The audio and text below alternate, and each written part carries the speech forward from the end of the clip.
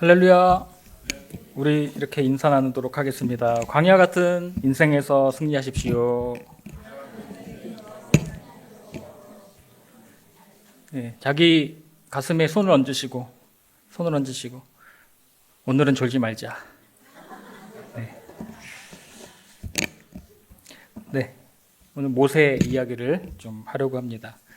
출애굽의 영웅 모세는 40년간 애굽의 왕궁에서 생활을 했습니다. 왕자로 생활을 했으니까 애굽의 모든 학문들을 최상의 학문을 배웠을 것이고 또 사람이 누릴 수 있는 모든 행복의 절정들을 누렸을 것입니다. 우리는 새로운 그 스마트폰 하나 사도 온 세상을 얻은 것 같은데 정말 당대 최고의 왕궁에서 생활을 하게 되면 상상도 할 수 없겠죠.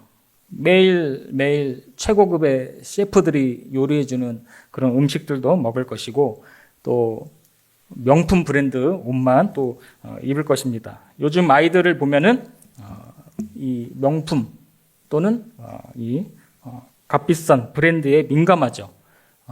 저희 때는 나 때는 나이키, 아디다스 지금도 최고지만 그런 거 좋아했는데 요즘에는 북쪽 얼굴, 노스페이스, 새로운 균형 이런 걸 많이 사줘야 됩니다. 뉴발란스.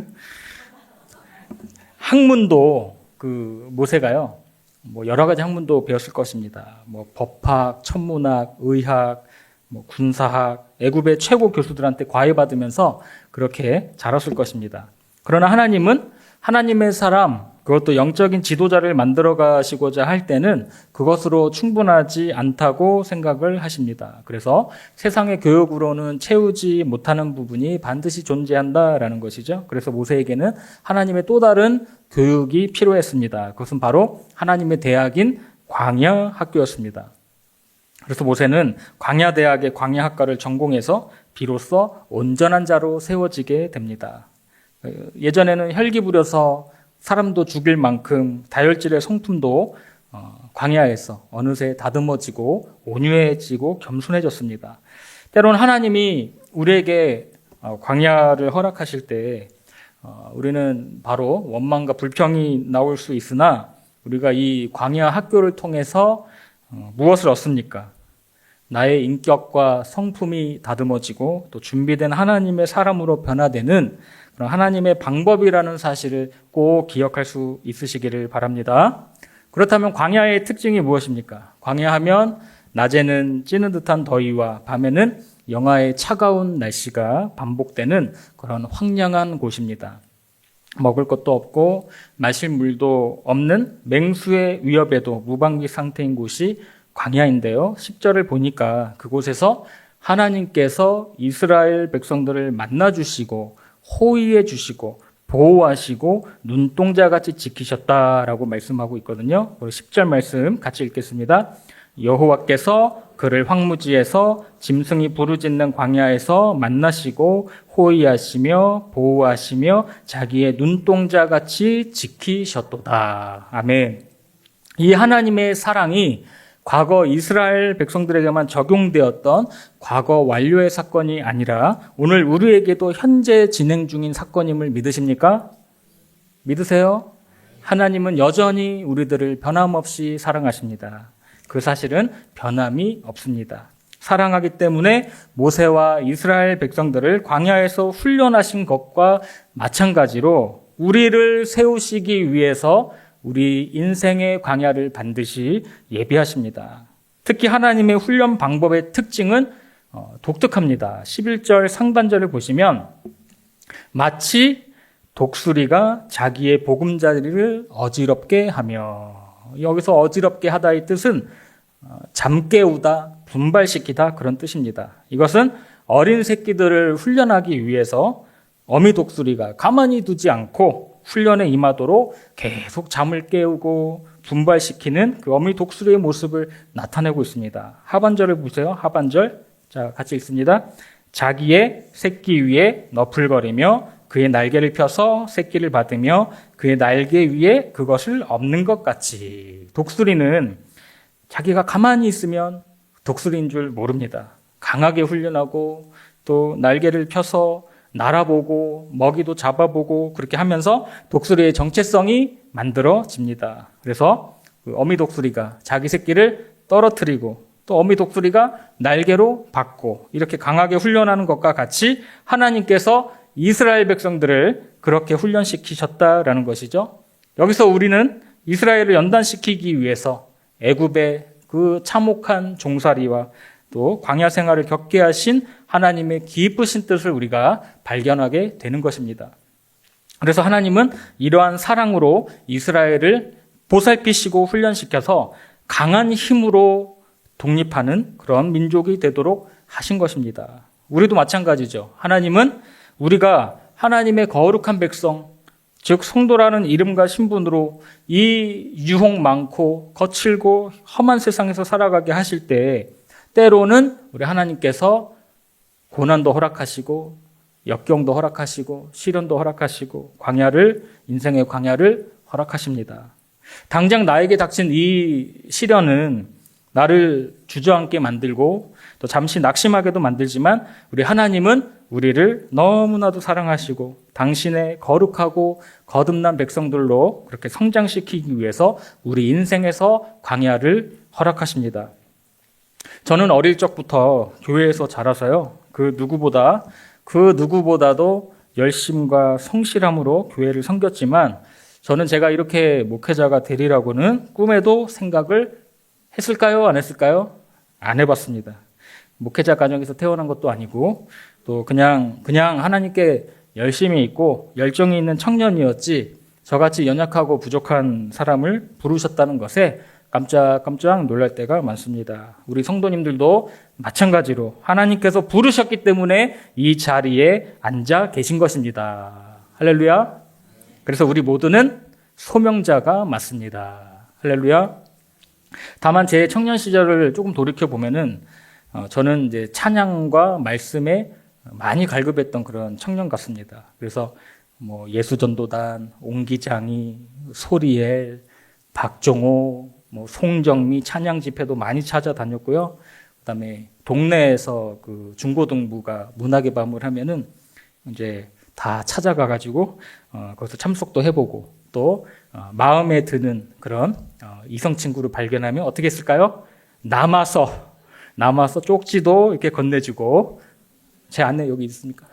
제 쪽지도 건네주고 또 어떨 때는 저기 꽃다발도 좀 이렇게 전해주고 그랬던 기억이 있습니다.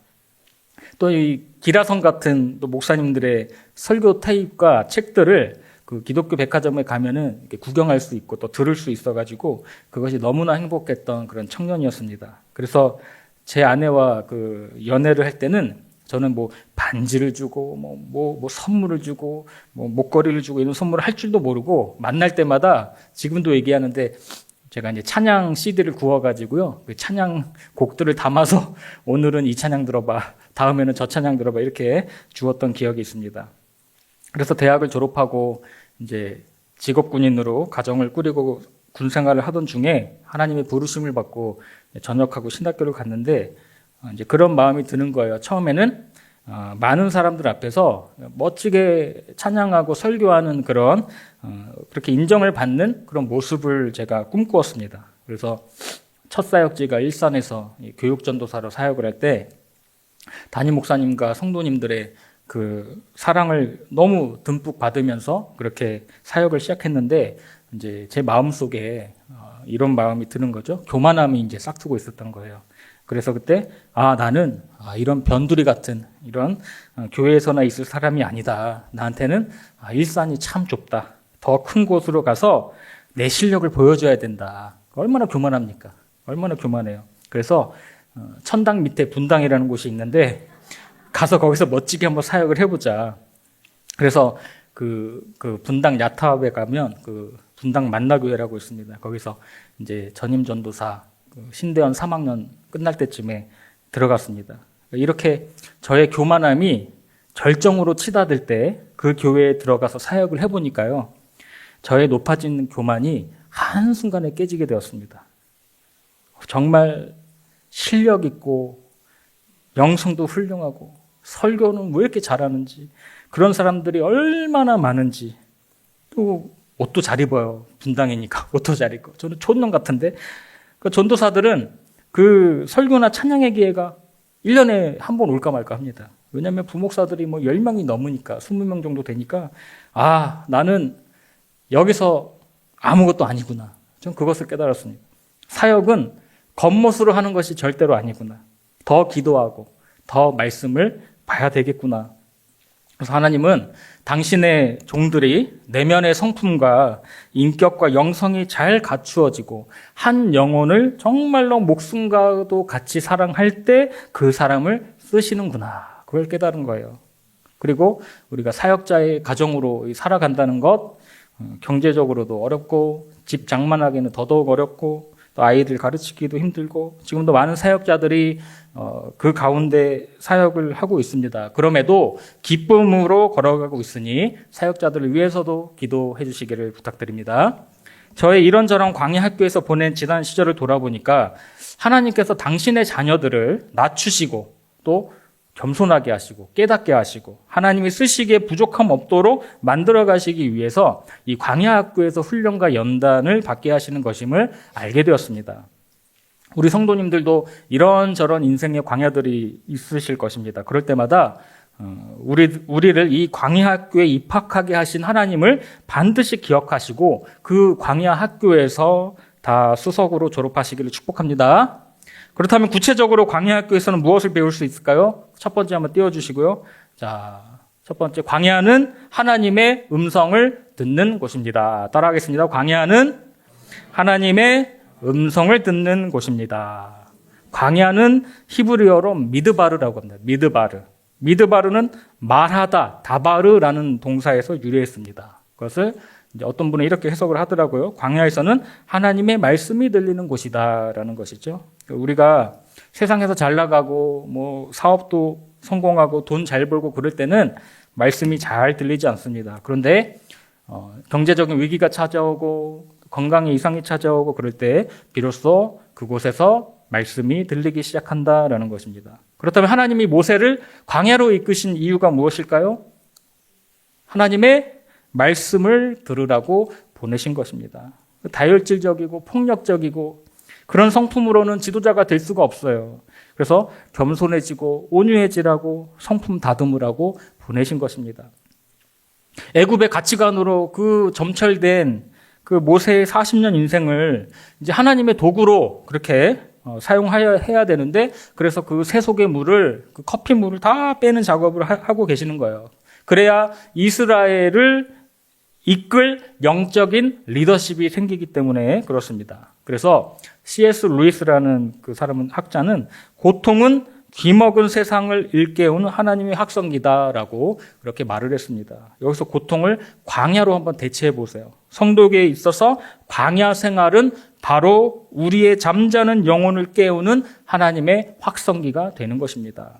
그래서 사람이 편안하고 안락할 때에는 별로 고난이 없기 때문에 간절함도 없고 갈급함도 별로 없습니다. 그러나 아무도 없는 그런 광야에 홀로 있을 때 고난에 빠지고 힘들 때에는 우리가 하나님을 찾게 되고 비로소 하나님의 말씀이 들리기 시작한다라는 것입니다. 거기에서 하나님의 말씀으로 체험을 받고 위로함을 경험하게 되는 것이죠. 그래서 광야는 미드바르, 말씀은 다바르. 그래서 광야는 다른 곳에서는 들리지 않던 하나님의 음성을 들을 수 있는 것입니다. 그래서 여러분도 하나님이 광야를 허락하실 때 꼭 하나님의 말씀으로 훈련받고 체험받아 승리하는 인생을 살아가시기를 축복합니다. 자, 둘째는 광야는 하나님의 채우심을 경험하는 곳입니다. 따라하겠습니다. 광야는 하나님의 채우심을 경험하는 곳입니다. 광야는 아무런 도움이 없는 것처럼 보이죠? 그러나 광야는 하나님이 이스라엘 백성들에게 불기둥과 구름기둥으로 인도하시는 곳이었습니다. 만나와 메추라기로 역사하시는 곳이었습니다. 반석에서 물이 터져 나오는 곳이었습니다. 이처럼 성도는 광야 체험을 통해서 공급하시는 하나님을 절감하게 되는 것입니다. 제가 백령도에서 근무할 때 저는 고기를 별로 안 좋아해요. 안 좋아하는데 제 아내랑 우리 그때는 큰 아이밖에 없었으니까 지금 이제 세 딸들이 있는데 다 고기 팝니다. 다 고기 파요. 어떻게? 저는 채소 판데 그 4명이 고기 팔아 좀 이제 경제적으로 많이 힘들어요. 근데 그때는 큰 아이밖에 없으니까 이제 소고기를 먹여야 되잖아요. 아이가 어리고 제 아내도. 그래서 이제 그 아내랑 푸념 섞인 대화만 한 거예요. 고기를 먹고 싶다고. 그런데 어느 날 저녁에 저에게 전화가 옵니다. 그래서 저희 부대 급식 담당하시는 그 상사분이 계신데 뭐 저보고 잠깐만 내려오세요 그러더니 보니까 차 트렁크를 열어가지고 이게 바로 어제 잡은 백령도 한우입니다 그러는 거예요. 그 백령도는 바로 잡아요. 돼지를 잡고 소를 바로 거기서 도축을 합니다. 그래서 그 백령도에서 다 소비를 하는데요. 그래서 몇 박스를 주고 가는 거예요. 너무 많아가지고 기가 막히죠. 우리가 아무리 광야에 있다 할지라도 먹이시고 공급하시는 분은 하나님이시라는 것을 깨닫게 됩니다. 할렐루야. 우리 성도님들도 지금 광야에 있다고 생각을 하십니까? 당장 내일부터는 어떤 전쟁이 벌어져요? 출근 전쟁 벌어지고 직장 광야가 펼쳐지고 우리 학생들은 학교 광야, 또 학원 광야, 또 우리 사람들과의 관계의 광야, 또 경제적인 광야, 정말 답답하고 이 감옥 같은 광야를 당장 벗어나고 싶지만 분명히 우리를 광야에 두게 하신 하나님의 뜻이 있음을 깨닫고 지혜롭게 이겨나가시기를 축복합니다. 여러분이 어느 광야에 있든지 기가 막힌 섭리로 채우시고 공급하시는 하나님을 꼭 경험하기를 바랍니다. 자, 세 번째, 광야는 어떤 곳입니까? 훈련이 있는 곳입니다. 광야는 따라해 보세요. 광야는 훈련이 있는 곳입니다. 모세라는 걸출한 지도자가 이스라엘 백성들에게 큰 영향력을 행사할 수 있었던 그런 비결은 무엇일까요? 바로 모세는 하나님을 대면하여 아는 자라는 것이죠. 그래서 신명기 34장 10절을 보세요. 자, 시작. 그 후에는 이스라엘에 모세와 같은 선지자가 일어나지 못하였나니 모세는 여호와께서 대면하여 아시던 자요. 이 대면의 경험이 어디에서부터 시작됩니까? 바로 광야에서부터 시작되었다라는 것이죠. 그래서 그 광야의 훈련이 저와 여러분에게 시작된다고 하면 그곳에서는 반드시 우리 하나님을 만날 수 있는 계기가 될 수 있다라는 것이죠. 그렇다면 광야는 성도에게 구체적으로 어떤 훈련을 시킵니까? 이것을 정리하고 오늘 마치려고 합니다. 그래서 찰스 스윈들 목사님이라고 그 미국의 유명한 목사님이 계신데 그 책을 좀 보고요. 제가 거기서 인용을 해가지고 마치려고 합니다. 그 찰스 스윈들 목사님은 모세가 광야에서 가장 중요한 그 네 가지 박사 학위를 받았다고 말합니다. 첫째는 뭐냐면 무명 박사다. 무명 박사다. 이것은 이제 무명의 훈련, 낮아짐의 훈련이다라고 할 수 있습니다. 이제까지 모세는 어떻습니까? 애굽에서 아주 모든 사람들로부터 화려한 주목을 받고 뭐 최고급의 생활을 하였던 모세가 인싸 중에 인싸였죠. 요즘 말로. 근데 광야에서는 어때요? 아무도 알아주는 이가 없고 좀 사막의 들짐승과 그런 양떼들이 유일한 그의 친구들이었다라는 것이죠. 그래서 모세는 이렇게 광야에서 40년 동안 낮아지는 삶을 살았다라는 것이죠. 이것은 결국 자신을 부인하는 그런 훈련을 하게 된 거예요. 그래서 광야에서 모세는 내가 대단했던 것이 아니라 나를 통해 일하시는 하나님이 위대하시다라는 것을 깨달았을 것입니다. 두 번째 박사는 시간 박사이다. 시간 박사 학위를 받았다. 이것은 기다림의 훈련이었다. 인내의 훈련이었다라고 할 수 있습니다. 모세는 광야에서 기다리는 훈련을 했습니다. 성급하면 되는 일이 없다라는 것을 깨닫게 되었습니다. 야고보서 1장 12절 말씀 같이 읽습니다. 시험을 참는 자는 복이 있나니 이는 시련을 견뎌낸 자가 주께서 자기를 사랑하는 자들에게 약속하신 생명의 면류관을 얻을 것이기 때문이라. 아멘. 아브라함도 이 약속의 아들 이삭을 기다리지 못하고 이스마엘을 낳았죠. 그래서 예전에도 제가 말씀드린 적이 있는데 서두르면 뭐예요? 서두르면 이스마엘, 기다리면 이삭. 제 인생의 철칙으로 삼는 말입니다. 그래서 우리는 항상 하나님의 때를 기다리고 기다려야 된다라는 것입니다. 내 생각대로, 내 방법대로 그렇게 성급하게 결정하면 대부분 실패한다라는 것이죠. 그래서 하나님의 때를 기다리는 것이 지혜인 줄로 믿습니다. 이 기다림의 미학을 광야에서 배우는 우리 모두가 되기를 바랍니다. 세 번째 박사는 고독 박사를 받았다고 합니다. 고독 박사. 이것은 고독의 훈련, 묵상의 훈련을 말합니다. 그래서 모세는 광야에서 침묵의 고요와 고독의 깊이를 배웠다. 광야에서는 할 수 있는 게 뭐예요? 시간 때우는 거예요. 시간 때우는 거. 뭐 사람도 없고 또 누구를 만나서 뭐 커피 마시고 수다 떨 일도 없고 그곳에서 무엇을 배우는 거죠? 묵상의 능력을 배우는 것이다라는 것이죠. 묵상의 능력을. 그래서 우리는 반드시 하나님과의 그 큐티, 그 경건의 시간을 통해서 주님을 만나는 시간이 반드시 있어야 할 줄로 믿습니다. 여러분, 다윗의 물맷돌을 한번 기억해 보세요. 다윗의 물맷돌을. 다윗의 결정적인 한 방이 어디에서부터 시작되었다고 생각을 하십니까?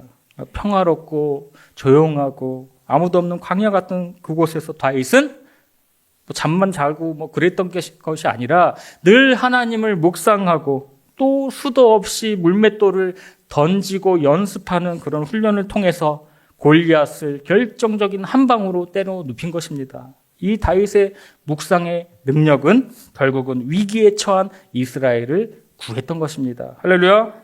넷째는 불편박사이다. 불편박사이다. 이것은 불편의 훈련, 환경의 훈련이다라는 거예요. 마지막으로. 그래서 광야의 이 거친 환경은 영적으로나 육적으로나 모세를 연단했습니다. 그래서 우리가 선교지를 가보면요, 대부분은 우리가 사는 것보다는 조금 열악하고 낙후된 것이 사실입니다. 그래서 먹는 거, 씻는 거, 그리고 화장실 사용하는 거, 우리나라처럼 잘 되어 있는 나라가 없다는 것을 선교지에 가면 하나님의 역사하심과 은혜 플러스 그것도 깨닫고 돌아오는 것입니다. 정말 우리나라가 살기 좋은 나라이구나. 아무튼 모세는 아무것도 없는 광야에서 불편이라는 훈련을 받고 결국은 성장할 수 있었다라는 것입니다. 결론적으로 광야는 우리들에게 필요한 곳일까요? 필요하지 않은 곳일까요? 필요한 곳이다라는 것이죠. 하나님의 음성을 들을 수 있고 하나님의 도우심을 직접적으로 경험할 수 있는 곳이 바로 광야다라는 것입니다. 그래서 우리들의 인생 가운데 반드시 광야를 통과하게 될 것인데, 이때 중요한 것은 하나님이 왜 나에게 이런 광야를 허락하셨는지 우리가 원망하지 말고 불평하지 말고 잠잠히 묵상하고 기도하면서 하나님의 기쁘신 뜻과 섭리를 발견하시기를 바랍니다. 광야에서 모세라는 위대한 주님의 종이 만들어졌듯이 하나님은 우리들을, 그리고 우리들의 자녀들을, 다음 세대들을 모세를 능가하고 다윗을 능가하는 인물로 사용하실 것입니다. 그러므로 광야 같은 인생길에서 우리 주님과 동행하십시오. 광야 학교에 입학하셨다면 꼭 수석으로 졸업하셔서 모세와 같이 하나님께 크게 쓰임받는 성도님들이 되시기를 주님의 이름으로 축복합니다.